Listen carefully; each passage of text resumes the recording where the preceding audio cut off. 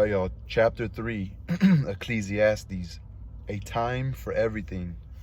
There was a time for everything and a season for every activity under the heavens, a time to be born and a time to die, a time to plant and a time to uproot, a time to kill and a time to heal, a time to tear down and a time to build, a time to weep and a time to laugh, a time to mourn and a time to dance, a time to scatter stones and a time to gather them, a time to embrace and a time to refrain from embracing, a time to search and a time to give up, a time to keep and a time to throw away, a time to tear and a time to mend, a time to be silent and a time to speak, a time to love and a time to hate, a time for war and a time for peace.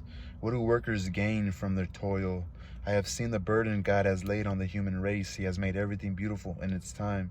He also set eternity in the human heart, yet no one can fathom what God has done from beginning to end. I know that there is nothing better for people than to be happy and do good while they live. That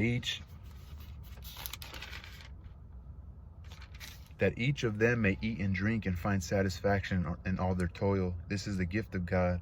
I know that everything God does will endure forever. Nothing can be added to it, nothing can be taken from it, and nothing taken from it. God does it so that people will fear him. Whatever is has already been, and what will be has been before, and God will call the past to account. And I saw something else under the sun. In the place of judgment, wickedness was there. In the place of justice, wickedness was there. In a place of judgment, wickedness was there. In a place of justice, wickedness was there. I said to myself, God will bring into judgment both the righteous and the wicked, for there will be a time for every activity and a time to judge every deed. I also said to myself, as for humans, God tests them so that they may see that they are like the animals. Surely the fate of human beings is like that of animals. The same fate awaits them both.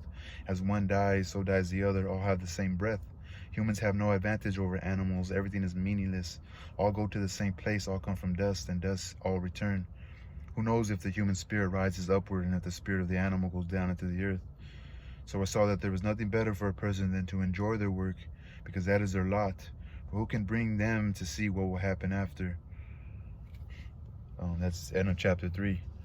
And I like that where it says, for human,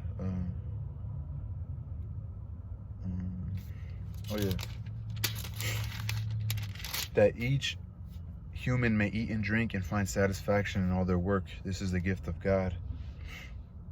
Yeah, because we don't need nothing further than just what we're able to create, knowing that it comes from God, not to think we're higher than anybody else, or to be humble and break bread with people and sit at the table with them, Okay, so that's the end of chapter 3.